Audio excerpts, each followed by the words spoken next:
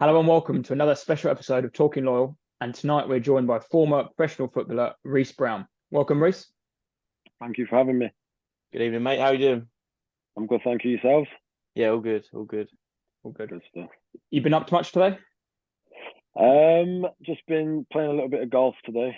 So Nice. went to the gym this morning and then straight off to golf. Straight Nice. after the gym. You really good at golf?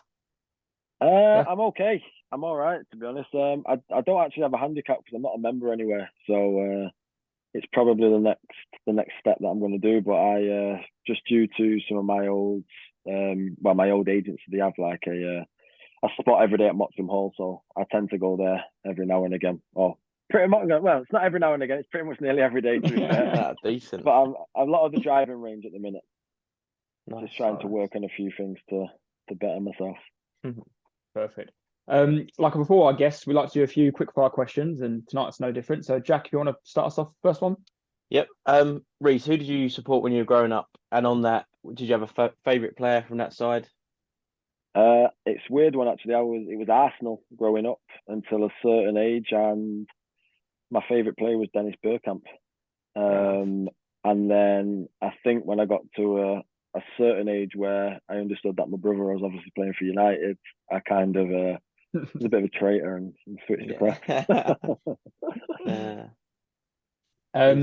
Your favorite holiday destination? Oh, one or two? Either, both. Both, LA and Dubai. Nice and quick Very and nice. easy. Yeah. Sorry, yeah. Third one. Best player you've played with, trained with. Ravel Morrison. By Decent. far. Yeah. By far the best. A lot of ex-players say that about him, don't they? They say his obviously talent was. Yeah, I've had a few. We kind of grew up all the way. I'm pretty sure we'll get into that in a minute. But he was a year younger than me, but we kind of come through the whole academy together. Very, very, very, very good player, outstanding. Some of the stuff that I used to do was honestly I've never seen it before in my own eyes. He's had a great career, don't get me wrong, but it's not where it should have been. I think, which he knows himself, and I think he wouldn't mind me saying that, to be fair. But great footballer. Even to this day, he's still ridiculous. Yeah. But I played with some good players: Pogba, Jack Wilshere, Matty James. So there's a lot of good players. List. Yeah. Very, very good players. Yeah. Perfect. And speaking of holidays, which four former footballers or four former teammates, should I say, would you take on your lads' trip to make your five-a-side team? From football, I would go. I'd have to say Danny Welbeck because he's one of my best mates. I'd say, Robbie Brady. Yeah, nice. He was at United. He ended up being at Burnley. It's a tough one. This. Well, Robbie Brady. I would go. Oh wow! Wouldn't take your brother, or either of your brothers. You wouldn't take them. Sick of seeing it. Sick of seeing his face. I'm gonna stick it to my youth team. I'll go Welbs. Who did I say next? I can't remember. Robbie Brady. Right, yeah. Welbs, Robbie Brady. I'd say Corey Evans. Yeah. And I will go Fabian Brandy. Decent. And out of those are you going LA or are you going Dubai? Where are you going? I think that's an LA crew. I think if we went to Dubai, we'll probably end up getting arrested as well. Yeah, I think we'll keep it. We'll go safety first. We'll go LA. Yeah, decent. Very good. Perfect. Now speaking of Danny Welbeck, there's a story that didn't you grow up on the same street opposite each other? And yeah, we basically wanted to get in your early life. You're born in Manchester area, were you? Yeah, I was born in Longsight in Manchester. Yeah, so growing up life for myself, I had a good upbringing. In a not so nice area, should I say? To me, it is a nice area. It's just home to me, but for anybody looking from the outside, you probably would say it was a rough area. Yeah, we grew up on the same street, Markfield Avenue, and we actually lived literally facing one another.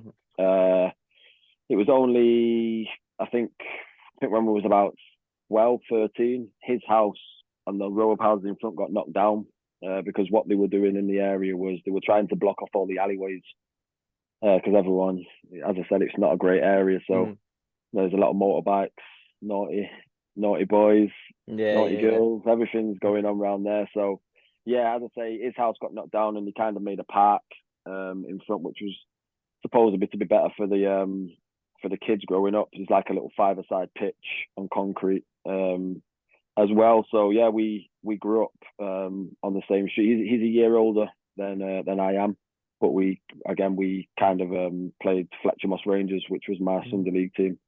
I always used to play up a year with his age group, and then of course he went to United. Then the year later I went to United as well. And yeah, we come through the whole system together. On that, you mentioned Fletcher Moss. I mean, we've got the list of done a bit of homework, but I mean, Tate is going to go through some of them names that have been through that club. Yeah, and like I said, and played probably for your youth team as well. You've got Tyler Blackett, obviously yourself, Zeki Friars, Jesse Lingard, Marcus Rashford, a couple of years younger. Danny Welbeck's on there, Danny Webber, Kieran Eastwood, etc. There's a long list of players. A lot. Yeah. So even well, when I was younger, I'm not gonna say our age group because I played up, but the age group that I was playing with, we had a whole group of players. So there was also Kyle Bartley, who left and went to Bolton, ended up signing for Arsenal. Currently at West Brom. Cameron Stewart, he was another player who come through the ranks at United as well, but he didn't start till a little bit later on at United. He was around under 13s or under 14s when he first come in. So now there was a lot of talent in and around our age group. So, but again, Fletcher Moss they kind of built that pathway for us to to be able to move from there and kickstart our careers in a professional environment. That's what I was going to ask. Was there, obviously you played for Fletcher Moss and lots of people did, but was it the coaches? Was it just a good environment, or were you just lucky with the group of lads that were in that area, or just a bit of everything? Or a lot of streetwise boys. So what I would say, I'd say, don't get me wrong, I think the coaching was good. I think it's changed a lot now from what it was like when we were younger, which I think the whole world's obviously changed. So it's well, we can get onto that bit in a bit, but in my opinion, the standard for me it's not great in the grassroots environment at the minute. I would say that's just my personal opinion, and that's no disrespect to anybody else.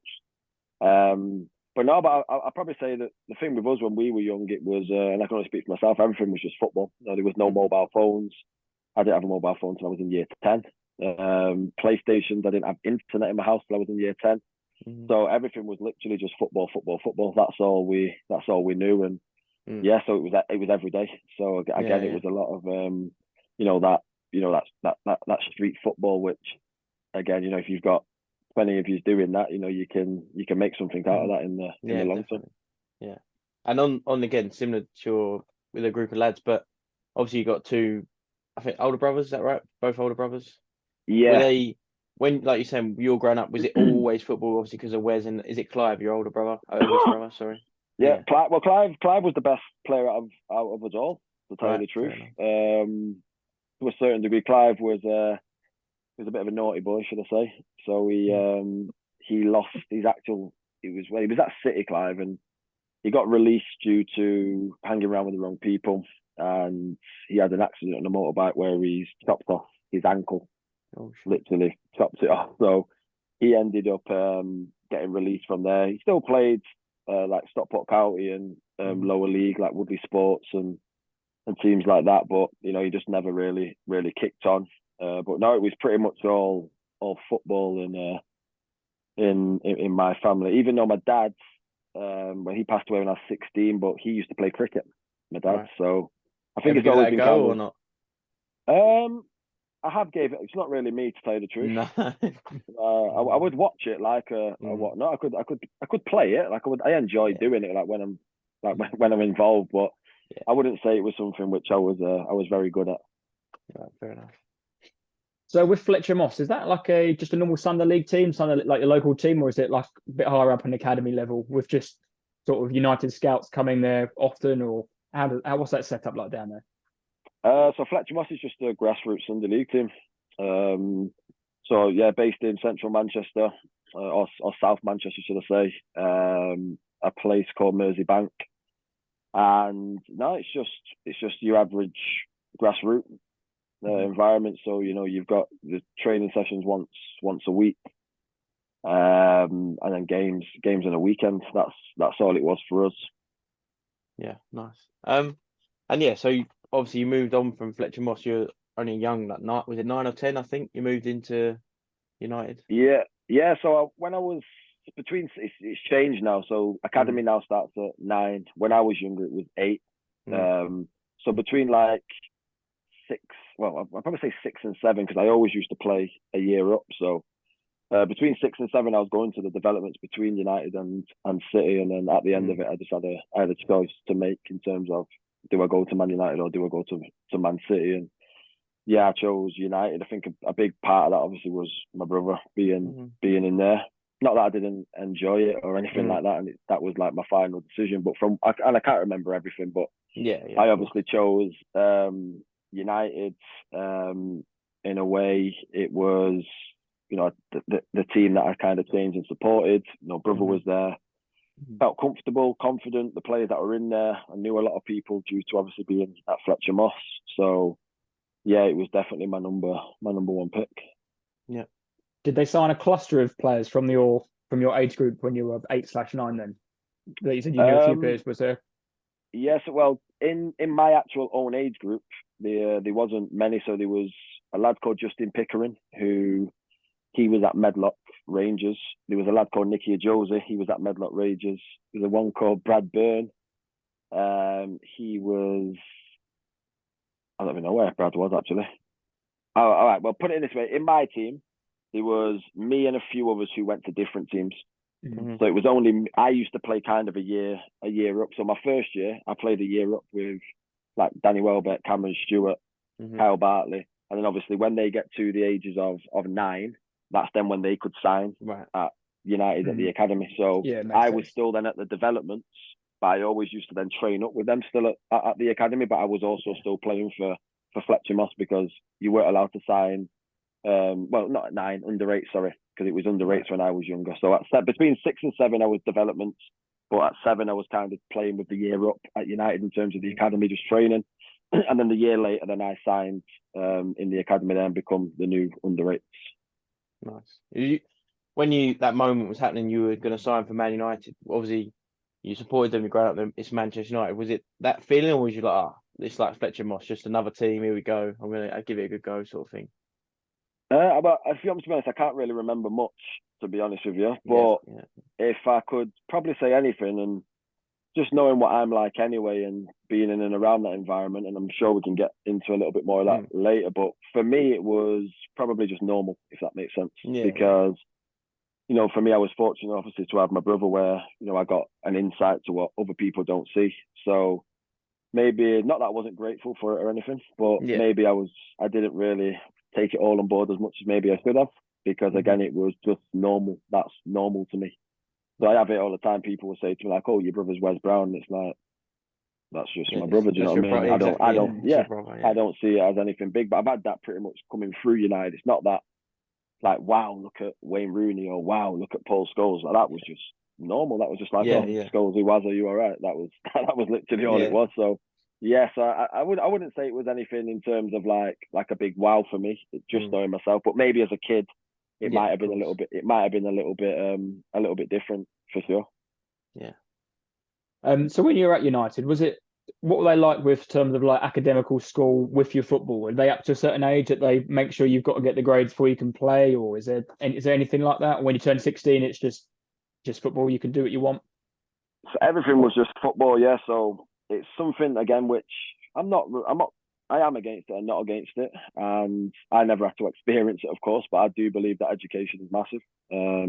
Again, I'm sure we can get into it in a bit, but I don't have any GCSEs at all, and that was just due to my own arrogance and ego.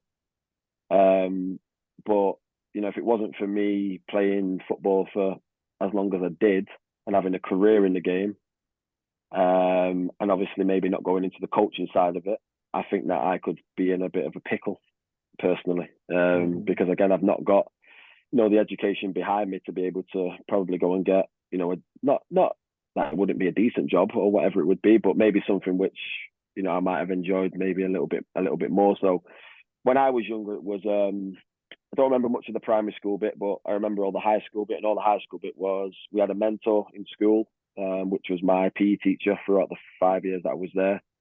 And it would always be like reports every month on how we've done. One thing with me was I got away with everything in school. So I was never really taught a lesson. I think that didn't really help me in terms of wanting to push myself in school either. I thought I could just do what I wanted because obviously I played for Man United, and I just thought that I was going to go on to be like a Messi or a Ronaldo, should we say. I was going to be a multi-millionaire where I can just sit on my ass for the rest of my life, which obviously it never worked out in that way for me. But I wouldn't say it was very demanding in terms of like your schoolwork. Not that they didn't care, because obviously we had reports. If we ever were behind with stuff, they would always bring it up to us, and they would say like, if you don't catch up, like you won't come into training. But I never remember any of that happening personally. And then when I got to, I think it was year 10, or year 11, I actually got asked to go into, so basically it would be like digs. So I wasn't very good in school, which you can probably get the whole just a little dig bit. off. So I was quite naughty, to be honest. So for myself, when I was in year 9, I used to have to. Well, I used to get picked up on a Friday after school from the minibus. I used to have to go into digs, and I'd stay in digs over the weekend. And then on Sunday, so we used to have games, training on Saturday and games on a Sunday. So it'd be into digs. I'd train Saturday morning, back to digs, and then I would stay over again, play the game on the Sunday. Then I was allowed to go home for the rest of the week. But on the Monday, we used to come out of school anyway at 12 o'clock. And when I got to year 10, it's something that we still do to this day at United. And basically, it can happen from year 7, so that's 12 years old, if I'm correct. So let's say, for example, I don't know if any of you have any kids or anything. It's like your kids go in to live with another family, and they'll basically go to a school which is set by United, and that's where the boys basically, it's like a brand new life kind of thing. But it was something that I didn't really want to do, only because I was comfortable where I was. I think it would have probably benefited me now when I look back, leaving. I can see the whole idea of it in terms of getting me away from the area where I grew up, maybe some of the friends that I used to chill around with, so I could see what they were trying to do, 100%. But it was something that I didn't really feel that I needed to leave for the sake of a year and a half, in terms of now going into a new environment, trying to make new friends, trying to fit in maybe. And obviously I wasn't a big fan of digs, which when I did go full time at United, I only ended up doing a year when we were all supposed to do 2 years. And that again, because I was a little bit naughty again, didn't really want to stay there. I used to just stay at home and then come back the next day. And it just got to a point where they were like, you know what, you can just go home then, if that's the case. But again, it's something which killed me throughout my career, because I struggled with being away from home. So again, when I look back now, I get what digs is for. Digs is to give you that little bit more responsibility and independence. Obviously, you still got kind of like a digs mum and dad there, or a digs mum and dad and family or whatnot. But you kind of left to your own decisions a little bit, where, mum and dad or your guardian brothers, they can't really hold your hand. So I do understand why they do it. But that was kind of what it was like growing up there, and with in terms of like your reports and stuff. So at 18, you signed your first professional contract. Is that correct? At Manchester United? Yeah. Well, when I was 17, I did get offered a pro contract, but at 16, sorry, but I turned it down. And I turned it down because in the long term it worked out in my favour, but at the time I thought it was more taking the piss, to be honest with you, on a personal note. So as a youngster at United, back when I was in the youth team, your first year scholarship was £95 a week. Second year was 115. Now, I remember the first contract, what we spoke about. So it would have been a 1 year YTS, and it was going to be a 3 year professional contract. But the 1 year YTS, as soon as you turn 17, you start the professional terms. And the money wise was £400, £600, and £800, which for me, you've got foreigners coming in on thousands of pounds. Yeah. So it was a risk that I was willing to take for the sake, in terms of turning that down. Probably a big risk, to be fair, because they could have turned around and told me to fuck off. Definitely, yeah. Turning that down. So yeah, as I say now, I took the 2 year YTS. You're right there. Yeah, I did sign when I was 18. Was my first professional contract at United. But it did, as I say, work out in my favour, because I started playing for England, and I was doing well from my first year to where it was Gary Neville who actually helped me with my first professional contract, and he stripped me up because he went into the gaffer's office and put both his feet on his desk, and he was on his phone, and I was thinking, like, you're killing me here. That's what I say. Did you have an agent, or whether, obviously, like you said, you had Gary Neville helping you out? Well, I had a few agents growing up. I used to use my brother's first agent. Didn't really, not that I never done anything for me, but it was more his agent. And it got to a point where I felt like I needed to do my own thing. So I signed with another agent. I won't say his name. I hope you can see this, because he's a dickhead. But yeah, he was all over me when I was at United, all over me when I left and went to Watford. When I went to Barnsley, quite similar. And then I started to see the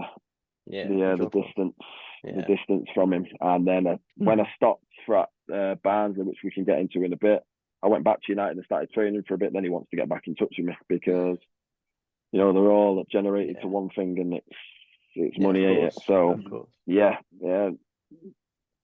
No, I don't hate the guy or anything like that. It's just one of them where it's it just you probably learned as you grew, as time went on, didn't it? Yeah. Then after that, Danny Welbeck's brother, Chris, and also Wayne as well. They're both agents. They both helped me from that point forward. Yeah, nice. And yeah, so you signed that moment. You maybe remember it more, but when you were 18, signed your professional contract with your boyhood club. Was then you like, right, I'm going to kick on, and this is my moment to get into the side, or carry on your career, I suppose?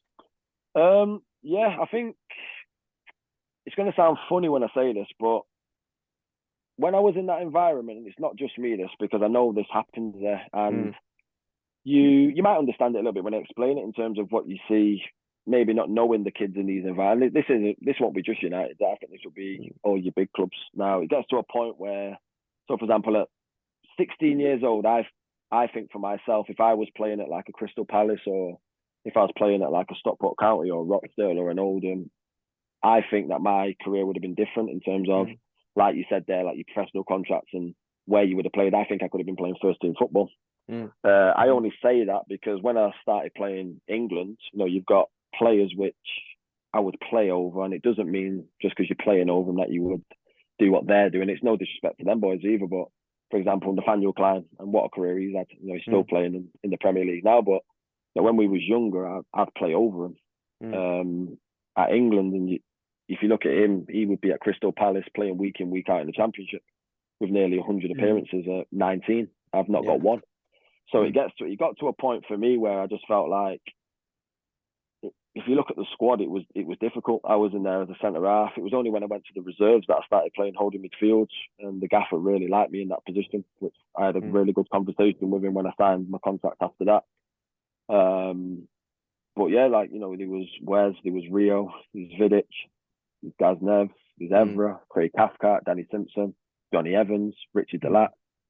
The list, James Chester. The list goes on and on and on. And when you look at it, it's like, no matter how well I play, I ain't getting into that first team. So it gets to a point where, again, the mental side of it, I say it now to the boys that I coach, and in my environments, and I've done it in my other environments when I was coaching at United for the 4 years, and then I left and went to Morecambe.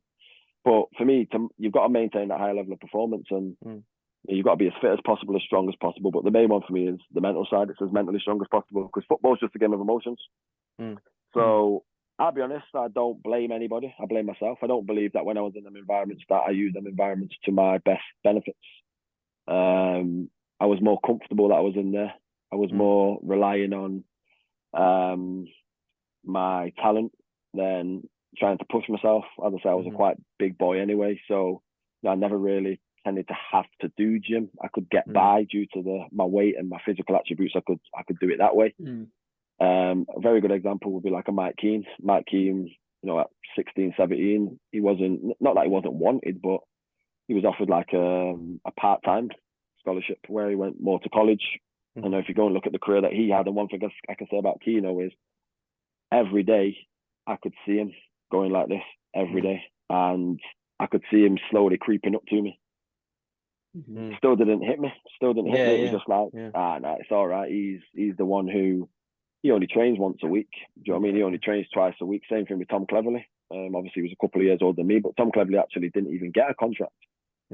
And because he maintained coming into training still, they ended up giving him a part-time one, to where he was on kind of like the same thing as Mike Keane. But yeah, I'll be honest, I think in them environments, it gets to a point where you get, I'm not going to say bored, but you're 18 years old. For me, if you're not touching the first team in and around 18, and when I say touching, I don't mean playing week in, week out. Like some places, if you look at your lower leagues, you've got kids playing at 16, 17. But like when you're in them big environments, you've got to start having a good think about what your next move is going to be. Or, do I want to be here to 25, 26? I'm not saying that would happen. I'm pretty sure that you would get released before that. But I just didn't see anything happening for me there. So again, it's not that I was ungrateful for it or anything like that. It just gets to a point where you can get quite bored of the same stuff. You feel like a mannequin. That's what I felt like. I just felt like a mannequin for the first team. Sometimes we were allowed days off because we had to come in for the first team. Right, and train. Yeah, because you're talking about the first team at the time, and like I've got it here, but I think from 2000, 2009, United won the Premier League 5 times, FA Cup once, Champions League once, League Cup once. And you're 18, just signed your professional contract 2008, 2009, and like you said, you got to get past Vidic, Ferdinand, and whoever else. It must be incredible. Honestly, it is. It's difficult. The good thing is that you've got some unbelievable players there in terms of using them as mentors and speaking to them. I never really used many people. All I used to get was, you don't understand how much talent that you've got. Because I know now when I look back, I had everything to go and take the game to where I wanted to take it to, but I just never wanted to really push and kick on. And that's not saying that I didn't have a good career, because I still had a good career in the game of football, playing over 100 games. So for me, it's not. I don't like regret anything. I've enjoyed my whole time, but this is what I think like my new kind of purpose in life is now. It's that upbringing that I've had. That's what any of these kids out there will dream for. So now it's time for me now to give back and to try and do it obviously in my own way in terms of everything that I've learned throughout my career. But it is difficult getting into a Man United or a Man City, and you can see that when we're watching the day-to-day stuff, and you can see like the transfers. Do you know what I mean? Because there's some unbelievable. I'm not going to say unbelievable. I'm pretty sure there is some unbelievable, but there's a lot of talented young players in these environments. But it goes to show when you're one of the big clubs, you have a lot of money, whoever you need. Exactly. Yeah. So that's why sometimes though I do think to myself, what if I did start at Rochdale or an Oldham or and at the same time you have to think of it as, but if you was at an Oldham, would you have developed as much as you developed if you was at Man United? So as I say, I don't look back, and I don't look back, but I don't as I said, I don't regret anything or anything like that. It was just a difficult period. I genuinely believe if I was put back in the youth team now, and you could take me to being a 16-year-old now, I don't feel like I would have a problem getting into that Man United first team. In terms of the ability that I had, and again, if I'd done things properly, in terms of the gym stuff, lived the right way, ate the right stuff, and took things serious, I genuinely think that I would have a chance at getting into that team now. 100%. How much different is it between playing, like you said, top level under 21s, under 20 football? Sorry. playing under 20, under 21, under 20 football for Man United compared to then going into Football League and like you had like one of your loan spells, for example, in League One or in the Championship? Is it just a completely different kettle of fish? Yeah, and before I say anything, I'm going to say Wikipedia lies. By the way, I played more games than that tells. Yeah, it's all good. We went deeper than Wikipedia. Don't worry. I fumed about that loads, but yeah, no, with like the youth football, so like youth team football for me, it depends like what level you're at. So again, if you're at like your Cat 1 level, your bigger clubs, and you play against the Cat 1s, the United, the Cities, Arsenal, Chelsea, Tottenham's, it's a good standard of football. It's quick. You don't get too long on the ball. Quite similar to what you would probably see in like your League One football and stuff like that. As I said, the higher it goes, the quicker the game gets, but the more time you have in the ball. It's more like your positioning because one slight mistake, you can be punished with some of the players playing at the highest level. So I'd probably say like the difference for me was, one thing I always noticed was I trained better when I trained with the first team than when I trained with the youth team or the reserves. And I think a lot of that was down to the standard of player. So, for example, you go and fizz a ball into Michael Carrick or into Paul Scholes and it's above the waist, they'll just put the foot out and bring that ball down. And that will make your pass look like you've done something special, to where it's like, oh, yeah, that was, if he didn't touch that would have been in the corner flag. Do you know what I mean? So you used to get away with a lot more because, again, you're playing with better players, to where in the academy, and it was nothing against any of our players, but you obviously haven't got that standard of players, and that standard of players as a whole. It's not like there's 2 or 3 of them. It's the whole group. So it's constant moving all the time. Obviously, I've never played in the Premier League. I've sat on the bench in all competitions for United for the first team, but never managed to get on. I was actually going to come on against Leeds, which I was devastated, but Michael Owen got cramp, so he brought Lionel Cole on. So I was gutted about that, but obviously it happens. So yes, I'd say for me, I'd probably say the standard was different. It was a lot different in international football. It wasn't as quick, not as demanding. You probably see it on the TV, especially at young age. We play against like the Spanish. You touch them a little bit, they're rolling around the floor. You see it with Neymar and things like that on a weekly basis.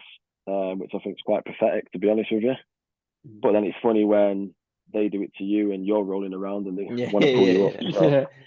So, it's quite annoying. So I'd definitely say club football was definitely quicker. And I'd say kind of it sounds weird when I say I've never played the Premier League, so I couldn't tell you because I've not been on the pitch and I've not been involved in it. But from what I can see, I'd probably say your football leagues are more kind of like this.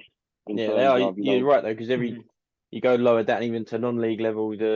It's all right. The players might not be technically as good, but it's intense, and everyone you have zero time. Yeah. So I'd probably say like the league. I played league. One minute. My league. I'd probably say League One. I played a lot of games League One. The intensity of League One is quite high, to be fair. And as I always said there, just in terms of someone being in your face. You've got to paint them pictures before the ball comes in, because if not, you've not got time to take a touch and then think what you want to do. Someone will just come and clatter you. So I'd probably say like the club football is definitely more intense than the international. But at the same time, when you go international, it's a good experience because now you're playing with the so-called all best players of that age in and around England or wherever they play. Some of them could be Real Madrid, Barcelona. If they're English and they're playing with you, you're getting kind of that kind of intake, and that's where I saw a lot of Jack Wilshere. Was when was at England, because I played against him when it was United v Arsenal.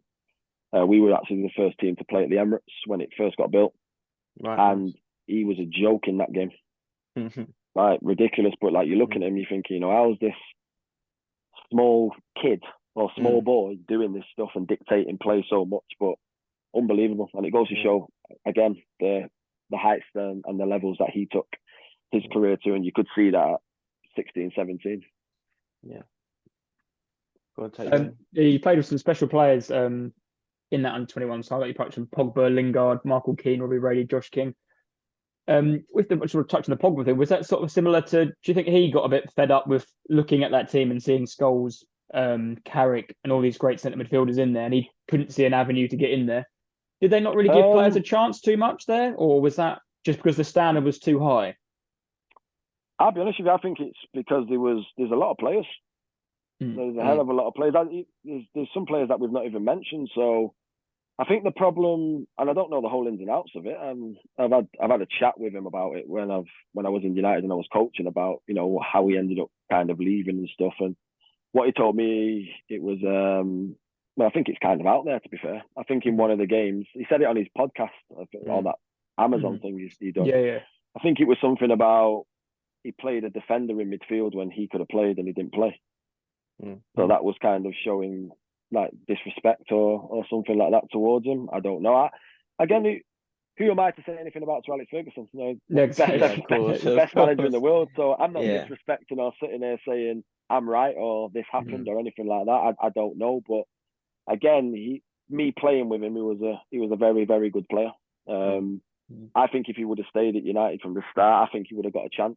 He might have just had to wait that little bit longer, but I think he wanted to play right now, which again, fair play to him. He went away and he did that at Juventus. So, you know, that was obviously a decision that he made in his young career. And he probably, it definitely benefited him, didn't it? Because of course. You know, he turned himself into one of the best players in the world. Not saying that he couldn't have done that at United. I think it was just more being a little bit more patient, I think. And obviously, like, you know, as a player, like I said to you there, like I felt like a mannequin. So, you know, for someone like him, I'll be honest, he was a better player than I was. So for someone like him, knowing that he 100% can play in that team, and he did play games and he got minutes and that opportunity to go and showcase what he can do. You know, he obviously wants more of it and he wants it now. So I just see it as that's a decision that he made. Obviously, I don't know the whole ins and outs. As I said, I've heard it from him in terms of that, what I just said to you, with a defender playing in midfield. I think Raphael or Fabio played centre midfield in one of the games against Bolton or something like that, and he was sat on the bench. But again, I don't know the whole ins and outs, but very, very, very good player. Yeah, of course. Yeah, from day one when he come in at the youth team. Yeah, we watched a few of his youth team goals back the other day, and you can see. You think he scores one. I don't know who it's against, but it's identical to the one he scores in the World Cup. Yeah, that was against. If I'm correct, I think it was against Wolves and he was bent. He does exactly the same technique, and it's just just a joke. Yeah, he was good from young, but he's always had that professional attitude. I see it a lot with the foreign players.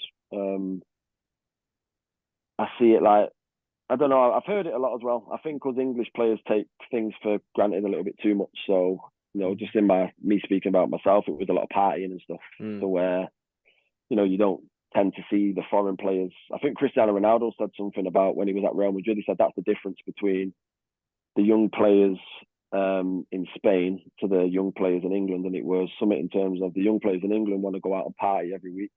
But the Spanish players, they're in every single day. Yeah. And that was different culture, isn't it? Different lifestyle. Yeah, 100%. Yeah, 100%. You had a number of loans while you're at United, and then moving on to Watford. Was that your first permanent move away from the club? Was that? Yeah. So I've got more clubs than Tiger Woods, me. I'll tell you that. 100%. So now my loans, some of my loans were good. I think the best loan that I had was Oldham, and I probably should have stayed there. Paul Dickoff was the manager, very good with me. He treated me he had a lot of respect for me. At the start, I didn't understand it all, and this is again quite similar to what I was going back to before. So, I think my first loan, I went to Bradford when I was like 17 or 18, and we didn't have a reserve game for a month, so we all got sent out on loan just for a month. So they used to do, I don't think they do it anymore, but it was a youth loan, and it was basically any of the professional teams could bring in, I think, like 2 or 3 players on a youth loan at any point of the season, if needed, if like injuries or anything like that happened. So me and Ollie Gill, who was the son of David Gill, at Man United, chairman, we got sent to Bradford, and I'll be honest with you, I was buzzing because obviously I'm more looking at the stadium, and it was like, wow, because it's Premier League facility in terms of the stadium, so I was buzzing about that, but it was a complete shock to me. From what I'm used to. So I struggled again, like you said there, at a young age with the standard of play. I was a centre half, so it was a bit difficult for me coming up against some big boys like your Tom Popes and Leon Clarks, players like that. I wasn't mentally ready for any of that, if that makes sense. So when I went to Bradford, I think I played like 2 or 3 games, I think it was. We weren't anything big because it was only a month. The manager was Peter Taylor, old England manager. So again, it was good to kind of work underneath him. But I wasn't built for. I weren't ready for it in terms of like I didn't feel like it was. I don't know. Like you said, you have to step up your 17, 18, and you've got to go straight into men's football, basically. Yeah. And that's what I was saying to you, like before, like when we used to go away with England, it was different because now we're a group of very good players. And that's no disrespect to anyone who was at Bradford or anything. But again, it was there was players in United who were better than the players at Bradford. And I weren't used to playing with that, where I felt like it was a lot of pressure as well, because obviously I've just come in from United, but I never really had that mindset of pressure, if that makes sense, even though when I look back now, it was pressure. So the fans, they're on your case quick. I'm not used to anything like that. I'm not used to, hearing your own fans boo you for making a mistake, which now I understand it, because it's like, this is their club, they're in League One. It's like, we need to win every game. I weren't used to that. We have to win every game. I'm just used to rocking up, playing at, Altrincham, and then going about my business, going on, and then going back to training the next day. Don't get me wrong, I've always had winning mentality, and we've always had winning mentality. But the thing with us was it was different, and it was easy because we had a very, very, very strong team. Yeah. Cool. So when you kind of move down there, you've got to be ready to take that step, and I just don't feel like I was ready for it. I've had like the training I was playing with the first team at United and stuff like that, but it's a complete different ball game when you start going into real life match situations. And I wasn't ready for it at all. And then Watford was my first move. So what happened with that one was I did get offered a contract at United, and I had a chat with the gaffer about it, and he just basically said to me I would have been 20. I think it was 20 going 21, or 21 going 22, one of them. And he basically just said, like, look, you've done well this year. We'll offer you another contract, but also have a little look what's on table in terms of different kind of money for you, which I weren't getting any more money. I was getting more, but it wasn't anything like what some of the other clubs were throwing at you. And again, he just told me that I wouldn't be going on the first team tour, and that kind of settled it a little bit for me in terms of, not that I'm not wanted, but you're not wanted really, because at 20 years old, 21 years old, if you're not going on the first team tour, you've got to start considering your options for me. And I put that down to now in and around like you're 19 to 20 years old in environments. You've got to kickstart your career at some point. Everyone's got certain points where they'll excel and they're ready for it, but I genuinely believe that at 19 years old, you've got to be getting that first team experience. So the decision was, I had a few clubs. I think my last loan was Ipswich. I'll be honest with you, I hated every single minute of it. I don't know if you've read the unscripted piece that I've done. I've read some bits, but so I've done a bit for, it was something for United, for the website. And basically what happened was, I think it was more of it was a loan, but I think it was a trial at the same time. That's how I saw it. And it's a funny story. It's basically I went down there. They were fighting relegation. I had this ego of, like I've always had from being young growing up, that I play for Man United and I'm not playing. Why am I not playing? I didn't like it down there, and I think I just didn't like it because I was mentally weak. So what I tended to do was, if I wasn't playing, it would then leave me thinking, okay, well, I'll get you back, and I'd like go out, and I weren't doing the right stuff, what I needed to do to get into the team, if that makes sense. As a young lad, I thought, going to McDonald's and bringing it into the training ground and eating it at the canteen was going to piss off the coach. But if anything, that's making life easier for him in terms of telling me why I'm not playing. So, so down there, Mick McCarthy was very good with me, to be fair. Him and Terry Connor, very good. Mick's a very, very, very good coach. He managed me very well. he weren't too nice on me, and there was a situation when we all got told that we've got a couple of days off, and it was the PFA award, so we all went down as a team around 12 o'clock, 1 o'clock. We all got a message saying be in training tomorrow. At that point for me, it was too late, so I ended up missing training the next day, and got in a bit of trouble for it. He phoned the gaffer in front of me, and his words were, "Don't worry, I'll find the D word." Yeah, well, I won't say that on air. So yeah, he wasn't nice. He managed me in the right manner, 100%, because he knew what I was like. Yeah. And then it was the last game of the season. I was supposed to start against Burnley away, and because of what happened, he never started me, and I was in the stands. And straight after the game, he said, "Right, get your agent to call me tomorrow, and let's get this contract sorted out. I want to keep you here for 3 years." And straight away, my reaction was not a chance, just due to what's happened over the last couple of months that I was there. Yeah. Later on, what I've come to realise now is, and I've spoke to Eddie Howe about all of this, because he's a player that, from what he's told me, that he's always liked me as a player, but I've just never took that next step for him to be able to sign me, if that makes sense. So he said that he's always watched me from a young age at United in terms of how he likes to play football. I was a footballing centre half, so it was a tick box for him. Just the loans that I went on, it never worked. I never kind of went out of League One in terms of my loans and playing. When I went to the Championship, it was more like coming on and never really secured a spot. But again, I wasn't ready for it.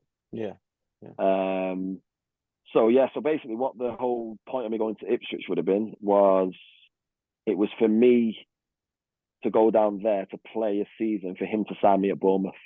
Right. Okay. And I think the way it worked was, don't tell him that, because if someone told me that, of course I'd be saying, where's the pen and paper, let's do it. Yeah. But it was to show that I was committed to go to Ipswich. And if you look at what happened, it's funny, because it was Tyrone Mings that ended up going to Bournemouth, and obviously I missed out on it. But yeah, that was just a decision I made. I went to Watford, very good at the start. Zola was the manager, he brought me in.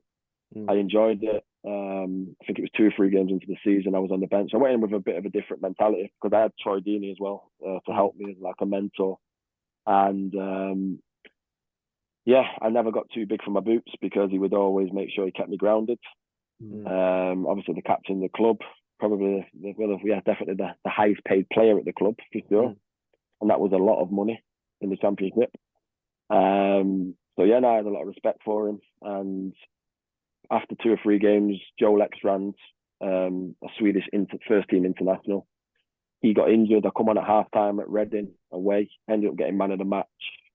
The game after, I was sat in the stand, and in my head I was just like, right, do not do what you normally do. I tried my best not to do it, and I just kind of felt myself slowly starting to get annoyed. But again, you have to understand, like, in that team, you've got Marco Cassetti, who was part of he was the right back in the United Roma game. Was it 7-1?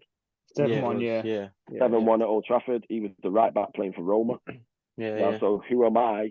This young lad who's come on a free contract from United, because what the gaffer done for me was, he said to me, if I do want to go to one of these other clubs and I don't take up on the other year contract, he said that he'll put it down as I've been released. And doing that, the clubs don't have to buy me, because they would have to pay compensation for me.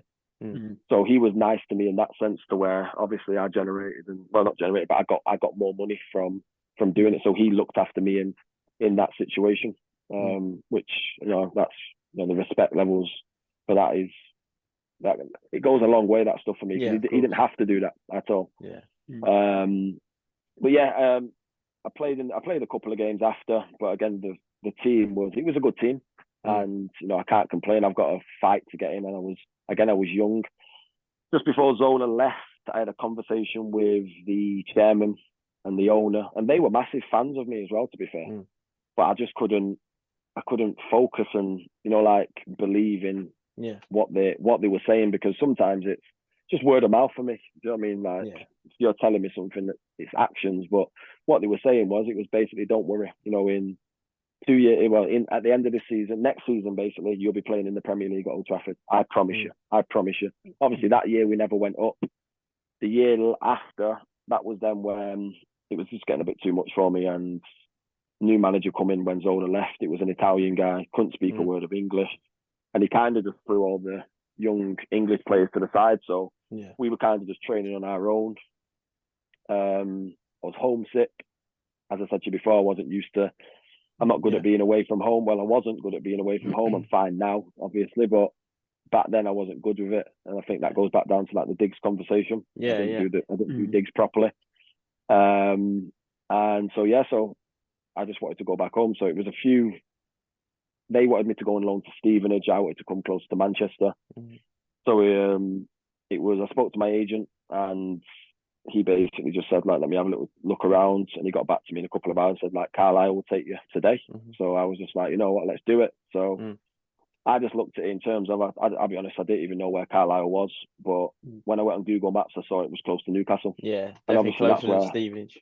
But that's where Wes was. Wes was in, he was obviously in Newcastle because he was at Sunderland. So for me, I looked at it and it was 40 minutes to get there. So I just said, like, yeah, let's just do that. You know, as long as I'm close to someone family related or close to home, like it's fine with me. So yeah, I went to Carlisle. It was good. They were fighting relegation battle. It didn't end too well, but yeah, then that season, obviously, I went back to Watford, and then the following year, I ended up getting a pay up from them because it was me that wanted to leave, and you know, fair play to them. In all fairness, they should have just told me to F off, but you know, they ended up being nice to me and gave me a pay up, and then I basically I got bought. Well, not bought.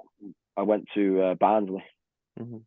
After that, the whole point of me going to Barnsley, the conversation with the manager and stuff, Danny Wilson, he was a good guy towards me as well. It was, we're bringing you here for one thing. From what you probably know, Barnsley are a feeder club. So they don't tend to want to keep players for a long period of time. Obviously, there is players in there who have been there for a period of time, long period of time, but they'd rather keep you and get rid of you and make money from it, which is fair enough. And they've got a great setup, by the way, very, very, very good setup, and a good academy setup. So yeah, I went in there. I was playing all the games throughout pre-season. Started the season well, and then obviously there was two young boys, Mason Holgate and a lad called James Bree, and it got to a point where managers pulled me in and just said, like, unfortunately, I'm sorry to say this to you, you've done well, you've been playing in all the games, but I can't guarantee you much game time. And obviously I asked the reasons why. It was a business reason. You know, there's Premier League teams that are interested in two young lads. We're going to have to play them to get the value up. So it was understandable. So I ended up getting a pay up from them. And then I kind of didn't have a club then for, I think, around 6-7 months. And I got a phone call from my old manager, best manager I've ever had in my footballing career, Warren Joyce. And he's always kept in touch with me throughout, from when I've left United, him and Paul McGuinness. He got in touch with me and said, like, what are you doing? I said, nothing much. At this point, I put on loads of weight. I was definitely depressed. I was going out Friday, Saturday, Sunday. You don't know you're depressed until you kind of come out of it. That's the only advice that I can give on that one. So I was like 18 stone. So, you know, there was a lot of work. Big old boy. Yeah, I know, I was massive. I'm not going to lie to you, massive. So yeah, I went back in there. I was training in there to the end of the season. You know, he got me in a couple of like friendly games and stuff like that, behind closed door games, which I played in.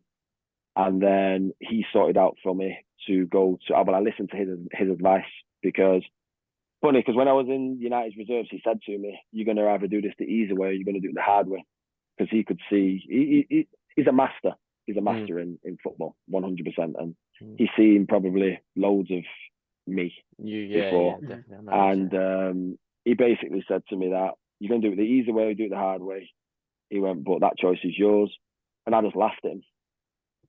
Honestly, literally just laughed at him. And when I went back to United, he helped me get back into it. I got back fit. I ended up signing for Bury. I signed a 6-month deal there.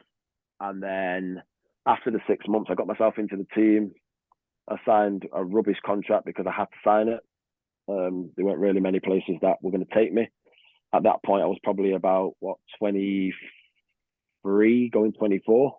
And I got into the team, ended up securing a decent contract to the end of the season. And then 2 days after I signed my second 6 months, they offered me a 3-year deal. So at that point, that's then when it was like mind games. So for me, that means that somebody's interested in buying me, 100%. Yeah.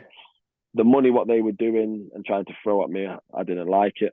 So I just said like no. But again, I still had that mindset of Man United. So the money, what was getting thrown, I'll tell you the money. The money was, so the 3 years, it was a 3-year contract. It was 2,600, 2,800 and £3,000 over the 3 years, and it would change every year. I didn't see it as that. I saw it as you're taking the piss and trying to say that I'm, worth, £600. That's how I saw it in terms of there's not much difference. But what you don't understand is this is League One. Yeah, yeah. Do you know what I mean? And this is like you're saying, you're still in that Man United mindset, basically. Yeah. Because that's all I've been.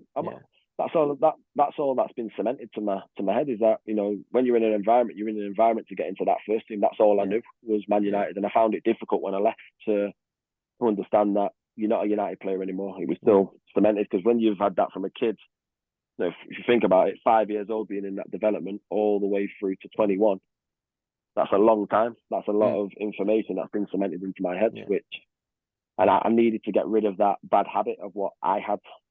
Yeah, and like you said, it was difficult. And your brothers have grown up. Clive's a very good player. Wes obviously had the career he had. So like you said, your whole life, even if you didn't want to be involved with football, you're surrounded by probably the utmost and the highest professionals. So I think a lot of it as well is because if you look at Wes's career, it's always been at the highest level. So imagine you being little brother and you seeing everything what he has and what all these other footballers have got, or if you go around to like Wayne Rooney's house, for example, you have that mindset of I play for United the same way he plays for United. But what you don't realise is you play for Man United's youth team. You play for Man United's reserves. You know what I mean? You don't play for Man United. And for me, I've never classed, and I do this for myself, like I've never classed anyone until you play a full season of football, and you've got to play half of them games. You've got to contribute to be a first team member 100%. You can still be a member, but if you class yourself as I'm a Man United player, you've got to be playing week in, week out. You've got to be playing games. And obviously at that young age, that's all I kind of knew. So like I struggled with it. Obviously the Berry thing, as I say, I didn't take the contract. Manager was brilliant with me there, by the way. David Flitcroft, very good guy. Still speak to him to this day. He was very hardcore on me, but he was kind of like my dad, if that makes sense. He knew me inside out in such a short period of time, which was very good. He would always take his time out to speak to you. His problem with me was he would ring me every night because he thought I was out on the piss. So he was, where are you? Like, answer your FaceTime. I'm out in bed. And answer your FaceTime. like a psycho girlfriend. Like, who's in the room with you? Who's in the room? I'm like, no one's here. I'm on my own. He's like, right, go to sleep. Go to make sure you go. I don't want to see your online status on WhatsApp or anything like that. I'm like, I'm going to sleep. So he was really good. A little bit on top, but probably what I needed. To be fair to you, I probably needed that kind of arm around me. To be fair, but as I say, at the end of that season, I ended up not having a club for a while. But then I signed for Sheffield United. So as I say, I played a lot of games that year. I thought I played quite well. I got that move to Sheffield United, and then the Sheffield United one was one that I couldn't turn down. To be fair, in terms of it's a massive club, and good players, and I wanted to be part of what they wanted to do. So that was probably the first time that I've ever said to myself, right, you go and live in Sheffield, and you do not come back here. That's what I said to myself. I thought I can't come back because what I do is I'll come back on the weekend and I don't want to go back. So I thought what I needed to do when I was 17, I need to do it now. No, it's time to change. So I committed to it, and again, the team was really good. Chris Wilder again, very, very, very good coach, very intense. And quite similar to Joycey in terms of the training sessions. There's no easy sessions, put it that way. Everything's an absolute graft, which for me it works. And I think his record goes to show that in terms of getting Sheffield United to where he got them to. I literally lived in the hotel at the corner of the ground. and I was there for six months. I think I only come home like 2 or 3 times in the 6 months. After that 6 months of doing that, honestly, I come back home and anywhere I went, it was like, oh, I don't really want to go home now. Yeah. It was like maybe that's what you needed. You needed that little spell just to get it out. But when I done that, what I done was I committed to everything. So I lived right. Don't get me wrong, I went out, but I went out the right times, and it was more as a squad going out. It wasn't like I was going out, even saying to my mates around here, like, "Oh, come up to Sheffield, or we'll go out, we'll go to London." It was nothing like that. It was literally like, half the time it was the captain, skipper Billy Sharp. He would sort it out for the boys because we were doing well. We were in the top 3 all the time. So, if we done well, the manager gave us that time to do what we wanted. But one thing what I was never good at, having days off. So when I was at Sheffield United, I committed, and on my days off, I used to go in and train with the youth team. I used to make sure that because I weren't getting as much game time, I played in pretty much all the reserve games that got put on. I just asked it, even if it was 45 minutes or half an hour, can I just play? I just wanted to keep myself in and around the environment as much as possible, and make sure that I'd done the things in the right way. And it's funny that because that's what my new project's called.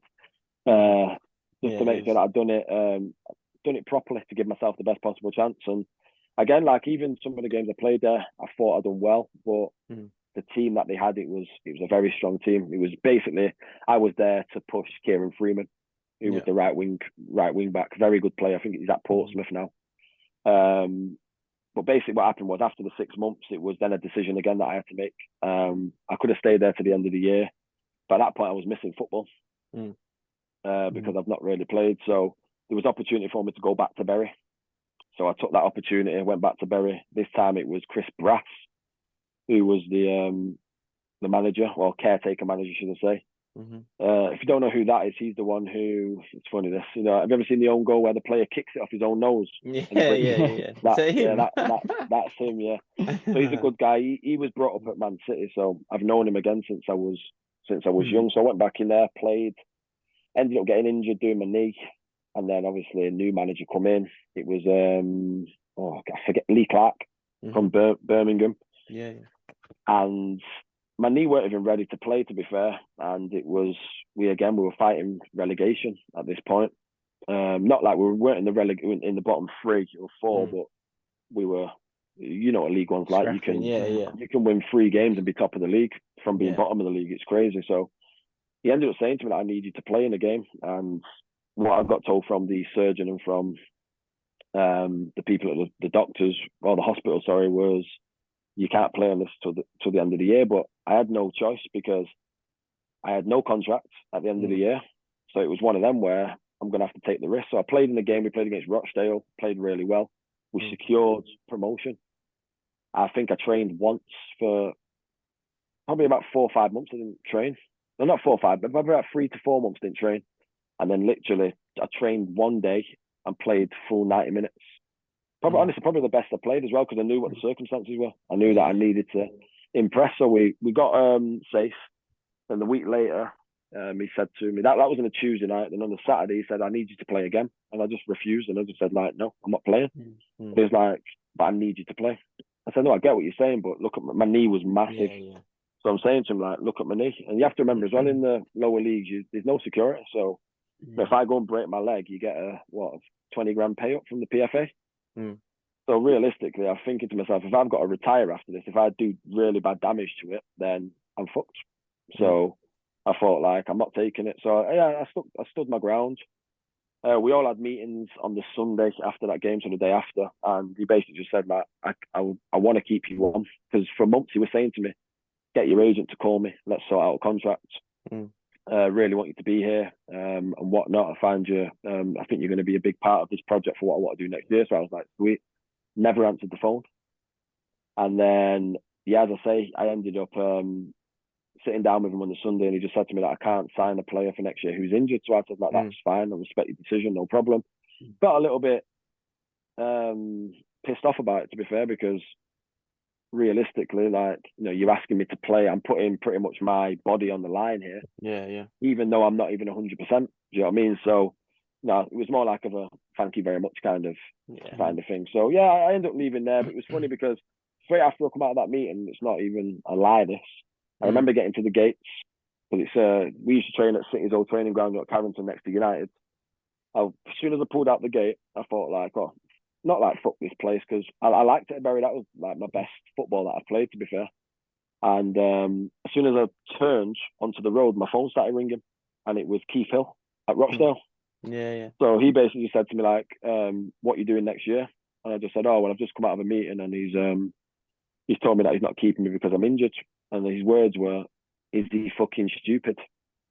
They were his words, and I just said, "Oh, I don't know." So he just said, "Well, what are you going to do?" I said, "I don't know." So I'm just going to go on holiday and we'll see what happens.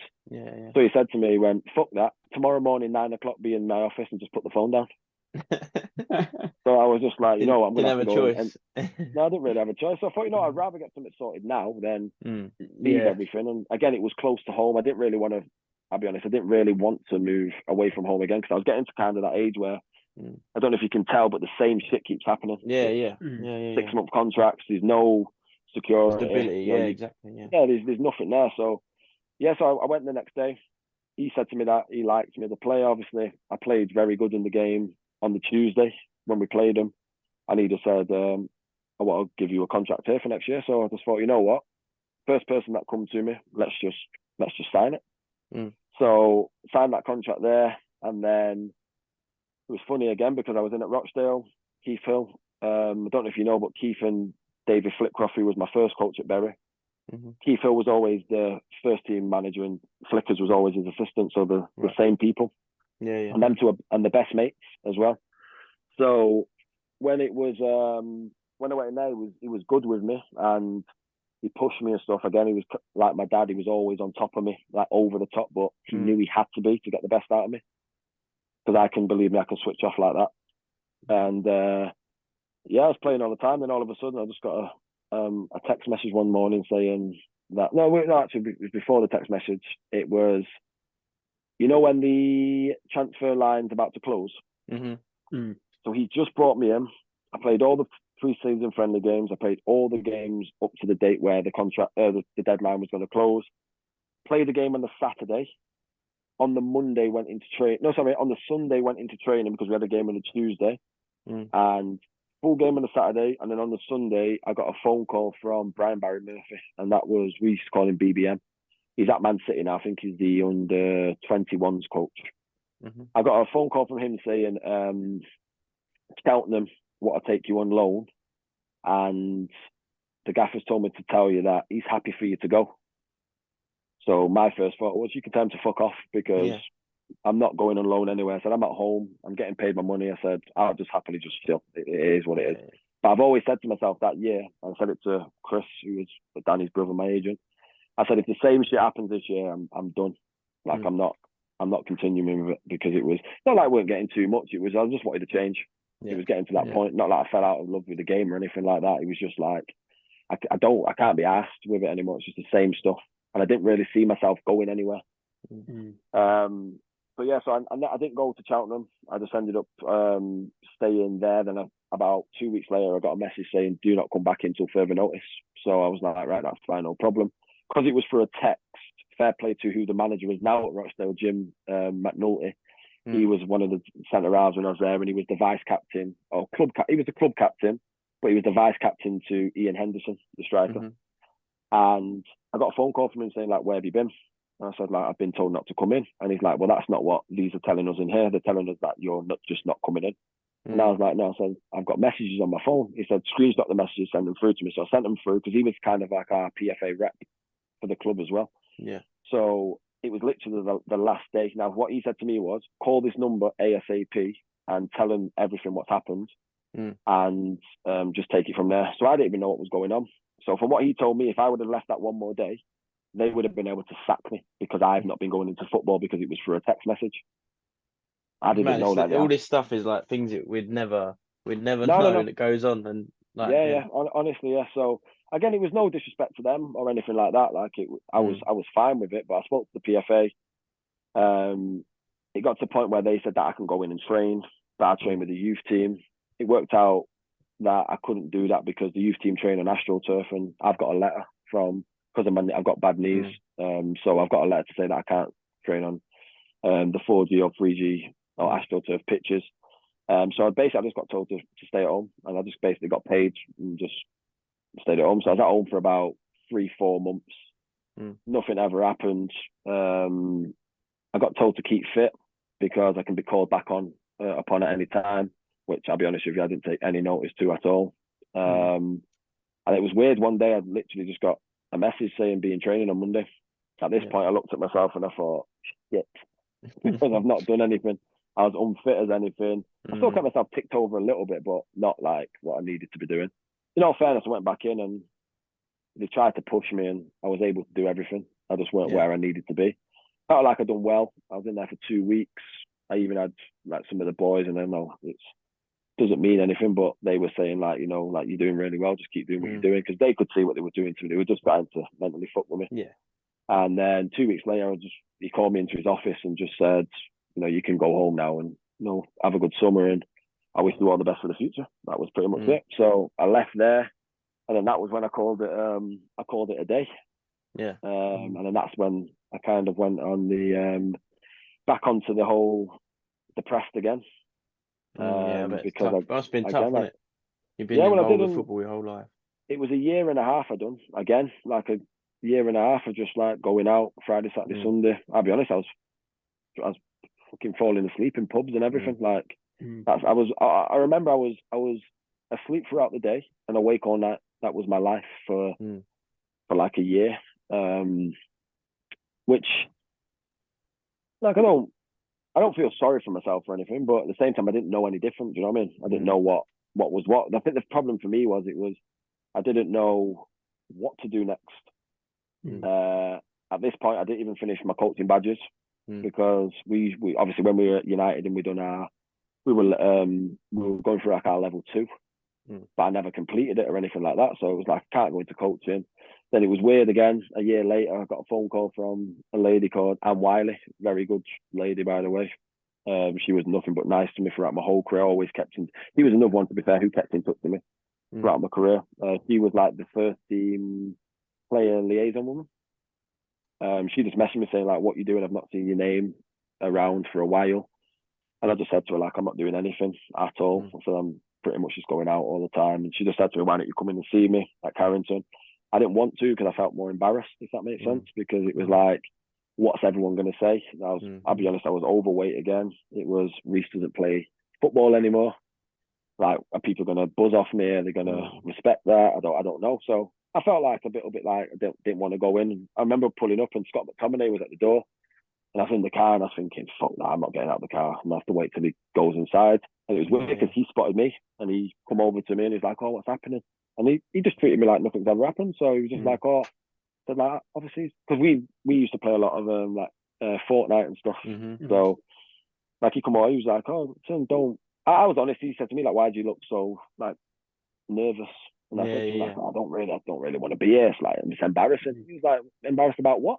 He's like, come on, you know this place. It's a family club, and like he took me straight upstairs to her, and then from that point it was all cool. But it was funny because that was then when she took me into Warren Joyce, and it was funny because Joyce said to me, he was there for a couple of months and then he ended up getting sacked.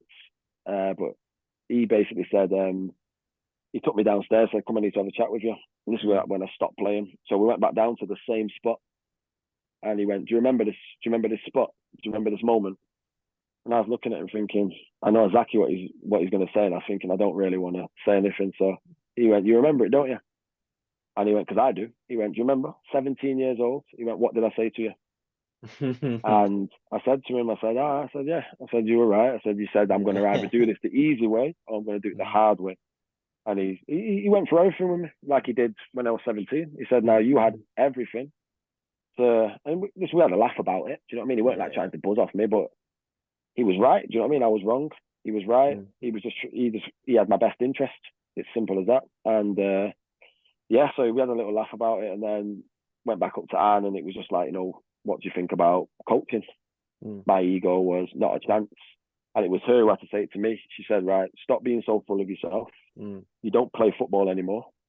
right? You don't play for Man United anymore. This is what I needed to hear. You don't play for Man United anymore. You don't play for England anymore. You don't play for Watford. You don't play for Sheffield United. It was like, at the minute, you're kind of like a nothing at the minute, but you've got so much to give, because you could see straight away I was very good with mentoring. She thought it would be something that I would be good at, but she said to me, what do you think about the coaching? So I was like, you know what? Because you're asking me to do it, I'll do it for you. That's what I said to her. So she was like, right, go into it and see how you like it. Now, started going in at United. I was working between like the foundation phase, so like I was working between the 11s and 12s. And honestly, after my first week of being in there, you have to remember I was fat as anything. I was overweight. Now, after a couple of days, all these kids now know who I am. Sorry. And that was when it hit me, and I thought to myself, like, what have I been doing over this last year and a half? Then I started thinking back to, you know what? When I was 21, 22, I should have called it a day.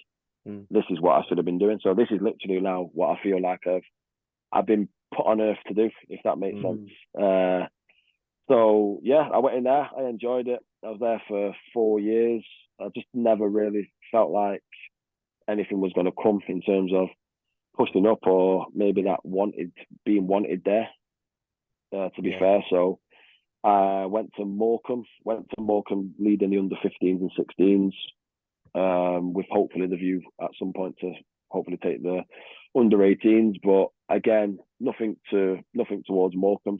You know, the difference in terms of how they operated, I just don't feel like it was on level. Is that better, by the way, with that? Yeah, that's all right. Yeah, it's good, mate. All good. I just thought, like, the way it was operated there, I just didn't feel that it was me, if that makes sense. So it was one of them where it was like, nah, do it for a year and then we'll look at something else. But it was funny because when I went back to United after like a month or two, I started doing a lot of my own education in terms of football, because I was only used to one thing, and it was me coming through United, me playing professionally, then me going back to Man United. So straight away, I'm looking at these kids and I'm like, wow. You know what I mean? Was I this good when I was that age? Was I like this? Now, when I went to Morecambe, the drop, I was just like, no way, it can't be. It can't be this much. And then when I went to Morecambe on my days off, on a Monday and a Wednesday, I started doing Oldham's developments, because I thought it was more coaching for me, more minutes on the pitch. It's around the corner from my house. So I thought, like, why not do it? And that was then when I saw the standard again. And it was like United, you got Morecambe, and it was like just going low. And I thought, it's not great. And then I thought to myself, it was never that low when we were younger. And I know things have happened, like, you know, it's COVID, so kids have missed out on football for 2 years or however long it was. I know it's a complete different generation to social media and what they can have access to. But for me, like, I just genuinely believe that I feel like there's a lot of places out there trying, well, I think it's killing our next generation of players, personally. With your coaching, of you went through all those clubs and United, Morecambe, Oldham, all that little bits and bobs. Obviously, you started your own. Is it called the Right Way? Is that correct? Yeah. Was that something you're obviously involved with professional clubs, and then you thought, right, you know what, I need to, like you're saying, the levels, the standards, I need to do my own thing so I can implement what I want to see and do for these youngsters? Yeah, I feel like one thing that I felt when I was in the environments was half the time I just feel like you're a mannequin, or they want you to be a mannequin, or they want you to be like a yes man, and I'm not a yes man. Do you know what I mean? So for me, I would never disrespect somebody, but I'd always challenge somebody. And my first part of that is to challenge them to better the environment. I don't put myself first; it's to put the kids first. So if it's something that could better the kids, I don't feel like why there's a problem me asking or challenging in terms of why can't we do it, or, you know, can we do this, or, you know, like just maybe being a bit annoying. I don't know. So I just feel like majority of the places it's more just being a mannequin, and then obviously you've got the people who are in power and control who then, you know, they make the decisions at the end of the day. So it's not that I can't work with people, because I'm very good at working with people. I just genuinely believe that I have a lot of knowledge of the game of football due to, you know, my upbringing, my own experiences, the things that I've witnessed. And I feel like I've got a lot of knowledge to have demands and to basically, you know, educate the our new generation of players. So that was one of my big reasons for doing it. But the other big reason was obviously the standard and kind of that bridge. You don't tend to see it anywhere, to be fair. And this isn't aimed at any of the places that I've been at, but I don't remember. I can't even remember seeing a kid from a YDP level under 13s grassroots team going up to under 16s be signed to a Cat 1 club. I've never seen it. Now, for me, there's a problem with that, because in Manchester, some of these streetwise boys, there's some very, very, very good players. Yeah, definitely. And for me, I just don't believe that they get the right training. If you want to be a professional footballer and you want to get into one of them environments, training once a week for an hour, it's not enough. No. We're already behind where we're trying to get to. So, for me, you've got to kind of try and be on par, if not more than what's going on with the academies. At the same time, you still got to understand that they need the rest, and you still want them to be kids as well. But it was kind of like my upbringing. I didn't have the same upbringing as I'm the same as anybody else, but the average kid. Yeah. So the kid who can go to parties every week, the kid who can have sleepovers every week. I can't do that stuff because, as I said before, we trained on a Saturday, played on a Sunday. Yeah. So straight away, my weekends are taken up. So everything for me growing up was football. Is there a specific age group you're working with at the moment in that academy? In mine? Yeah. That you're targeting. So I work more with the older players. So I work at the minute. I lead the 16s and 17s. We have a 16, 17s mix. I just believe it's an age group which I'm more powerful with on a personal level in terms of my demands or the demands of what they need to be able to go through. I feel like I've had it, and I've had it by very good coaches when I was at Man United.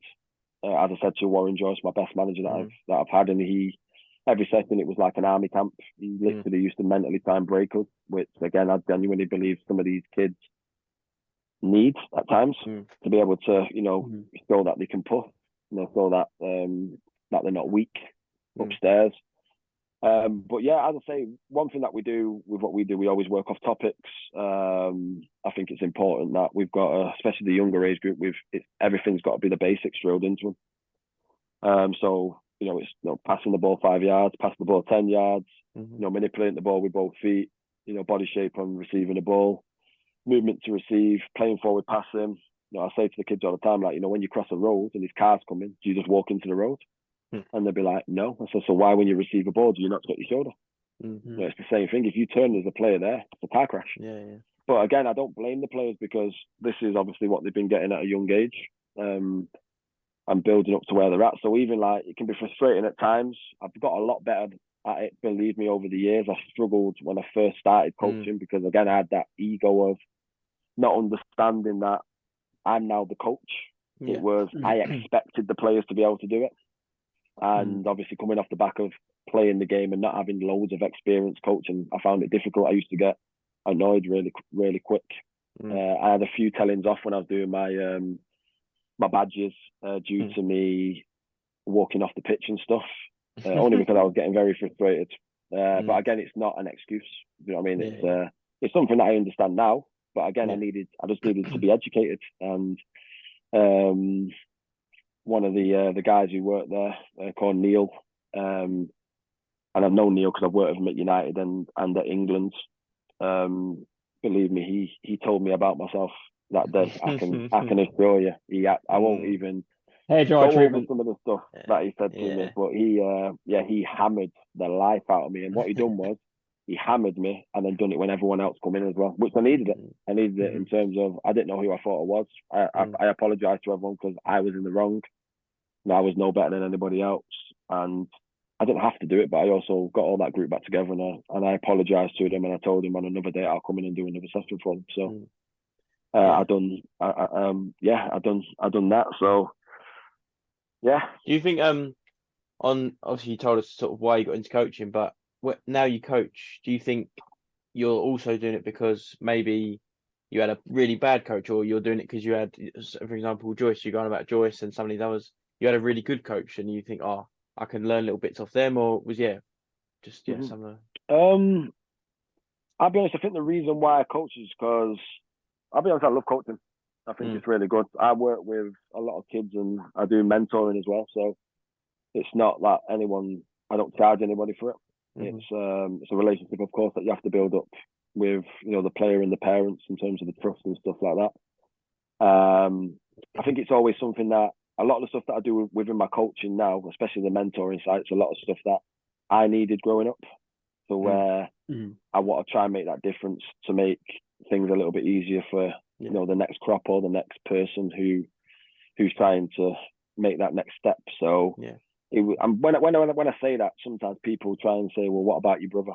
And things like that. Like, I don't blame my brother for anything what happened in my career, because his pathway was completely different to my pathway.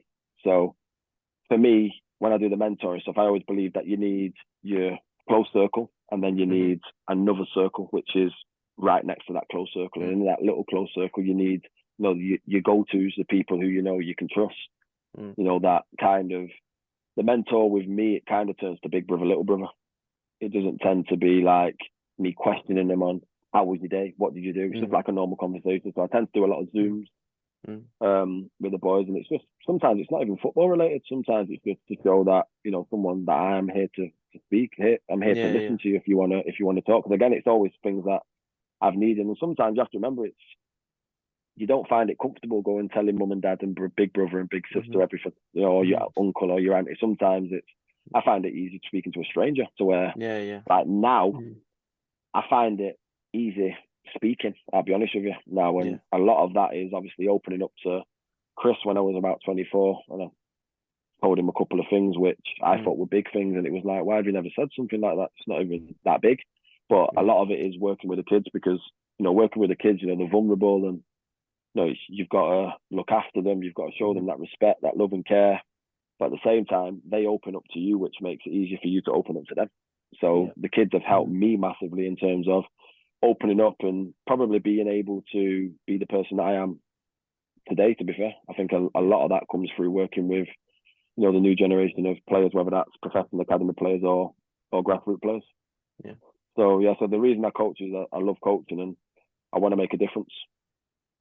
No, I can really see your passion coming across since we've been speaking. You can really tell how much it means to you and how much you want to change. And like, if you can make even one kid make a better footballing career, then that makes all the hard work worth it, isn't it? Yeah, 100%. Something that I've always noticed, because even when you're in your environments, you are generated towards you. Everyone has the favourites and whatnot. But for me, it's you can't help everyone. It's something that I'm an empath, so I tend to want to help every single person, if that makes sense. And I've only just come to realise that you can't do that. But like you said there, if you can help one lad, like last year in my under 16 team when I was coaching at the other environment, it was I think there was six lads who, not that I gifted opportunity to, they believed in the project and the stuff that I was doing for them, and they gave themselves the best possible chance. They'd done that themselves. I was just a coach. I don't tend to like praise, to be honest with you. So I see it more as, I'm the coach, I'm putting things on, but you've done the work. I find the bit that I'm doing, I don't find it difficult. That's how I see it. For me, don't get me wrong, I've got to go home, I've got to do reports on them and stuff, which I find sometimes difficult, because it's like, oh, should I say this, should I say that? But the other bits obviously is when you're drawing down your training plans and whatnot, but actually executing the stuff when you have it, I think it's easy. Doing the coaching with the boys. But again, I think the hard bit is, I can't hold your hand and I can't do it for you. You've got to do it yourself. So last year, for example, there was a lad who's just finished school now, Lewis, and unfortunately never got into he's not in a paid setup at the minute, but he's gone into Oldham, because they're doing their new first years are now BTEC players. Right. I think that's just down to the current situation with the club. But at the minute he's supposed to be doing really well in terms of impressing the first team manager. So, I see that as, I've done my job. I've been able to help someone, because the conversation I had with him and his family at the start of it, I don't believe that they believed in the stuff that I was saying about him. Because sometimes I say to people, like, I can see something completely different to what you can see, because I've played the game. I can see I can see a decent footballer just by the way he passes the ball. Yeah. Or, by the way someone might run, or they control it. I don't know why. I'm not like a psychic or anything, no. but I can just tell when someone's got something. But no, as you said there, for me, it's the passion is there, and with my environment, I want to be able to make that difference and become that bridge in terms of not the grassroots mentality. And again, I've got nothing against grassroots whatsoever, but for me, grassroots it might be the overweight kid, or the one who's everyone, isn't it? It's the fun. You might just want to be there, to have fun. But then if you want to take football serious, if you look in every grassroots team, you'll have probably 2, 3, 4 players who have got the mindset and the technical ability and the desire to go and push. But when you're surrounded by 75% of grassroots mentality, they're easily persuaded to fall into that bracket, and unfortunately they miss out.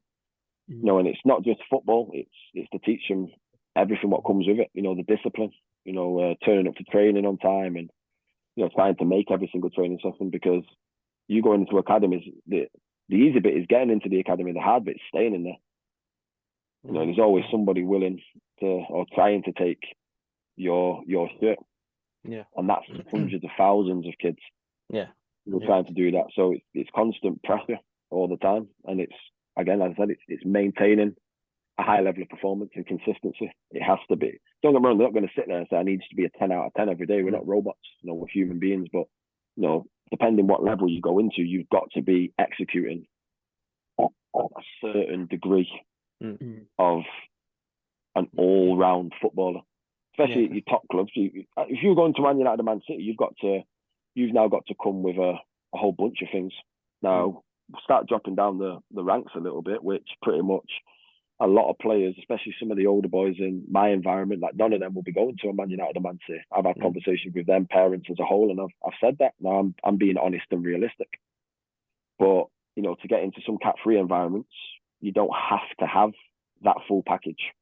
You've just got to have the package to a decent degree. And that can get you in there, because you have to remember they've got to kickstart the career somewhere. And for our older players, under 17s, we have a link up with a team called New Mills. The coach Norts and Simon Heaton, 2 good coaches. Really like Norts. He's played. I'm not gonna lie. I think if I'm correct, I think his goals are in thousands in semi-pro football. If I'm correct. And he's a very good coach, very demanding. He reminds me of myself a little bit. And for the project that I've got in place, he fits perfect for what I'm trying to do with the boys that I've missed out on YTSs. So their next stage of football is going to be the men's game.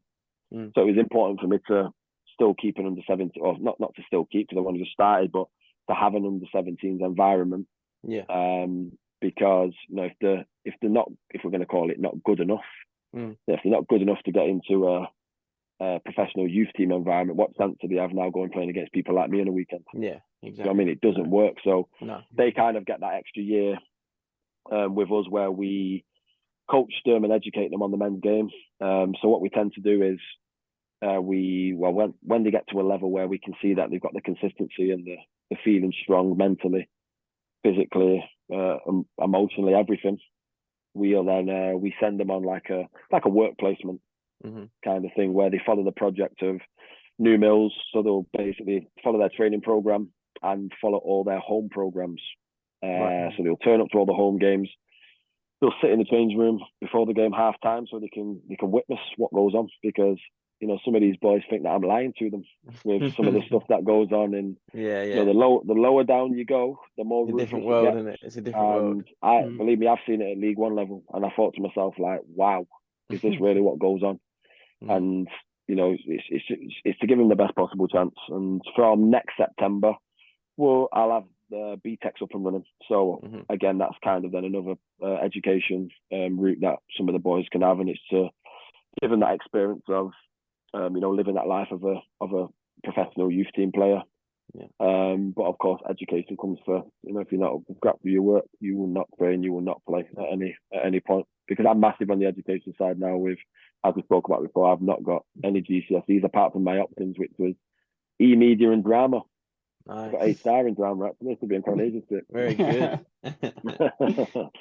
So yes, I think education is massive. But I'm also not massive on that you have to have education to go and do Yeah, something of course. Yeah. well in the future. To be honest with you, but I do think for certain things, education is, especially English and maths. It's I think it's big. Yeah. No, that's brilliant. I've learned so much from talking to you from Yeah. tonight. Just There saying, was so listening, much, it's there's been so brilliant. much more we just listened to and just really enjoyed it. And the listeners will love hearing that. And it's but even a little bit inspirational, really, from all like the ups and downs and the stop starts to see where you are now. Yeah. Really passionate and thriving in something you're doing is great to see. Yeah, I'm loving what I'm doing at the minute. Again, as I say, it's nothing against any of the other environments out in and around Manchester or away from Manchester when I speak about this stuff. But no, I'm here to make a difference for young boys and girls. Because next year we will be starting with all of our girls stuff as well. I'm not saying that girls can't still play with the boys right now, but I'm here to make a difference for our next generation of players who really want to take football serious. And as I said, I think the plan and the project that I've got in place, it's a very good one. So now I'm looking forward to seeing what happens with it. Yeah, no, we'll tag all the socials for your coaching academy in the video and down below, so everyone can check it out. Perfect. Yeah, it's TRW _Manchester, isn't it, on the Instagram, I believe. Yeah. Yeah, so we'll tag that in and stick it underneath. But no, I'd like to say thank you so much for coming on tonight, Reece. It's been you're welcome. Brilliant. Yeah, appreciate it very much. Yeah, we'll keep in contact. We'll keep following the page, and thank you again for coming on. No, perfect. I've got another Instagram as well. It's a private one though. So if any of you guys want to add it, feel free. It's not my name or anything. It's rbizzle191. And if you want to know where Bizzle comes from, that was Rio Ferdinand's nickname for me. So it's always stayed with me. Stuck there, yeah. No worries. And we had to delete our Instagram. I used to have 250,000, but Fergie made us delete them all. I mean, if you're gonna listen to someone, he's probably the man to listen to, isn't he? Oh, 100%. But I think he might owe me some money now. What do you think? I could have got a little bit. Yeah, he could have got a blue tick. I'm only joking. Well, we got a nice little video to tag you in. So this one, so that'd be that was the final question I wanted to ask you, because it's your goal you scored for Bury for your free kick. well, if you it was Ronaldinho-esque. I know, yeah. I'm not gonna lie to you, right? The view you would have looked at it. Was it from the kid in the crowd? No, we watched both of them. Yeah. Watched both of them because it was an American fan, isn't it? And then there's the one on. I think the EFL have the official highlight. To be fair, your celebration looks like I don't know. It looks like that. Yeah. I'm not gonna lie to you, right? The keeper, and this is the honest truth, right? The keeper was probably 2 or 3 yards from the penalty spot. So when I saw that, I thought, why not? And if you look at the EFL highlight of it, you see him trying to run. Yeah. You see him trying to run backwards. Yeah. So I've gone for it. I'll be honest, I did go for it, and even in my interview, I said I didn't go. I said I didn't mean it because I couldn't be asked with the backlash, to be honest with you, from the boys. So I thought I didn't mean it, but a goal's a goal, ain't it? Yeah, exactly. Only goal I ever scored in professional. I scored a couple. I scored one for England as well, to be fair. That one was even worse, that free kick. Honestly, it was a pea roller and just went in. That was on my first game, that. Very good. No, thank you very much. Appreciate it. No, you're welcome. No problem. Take care. Nice one. Cheers. We'll pause. See ya.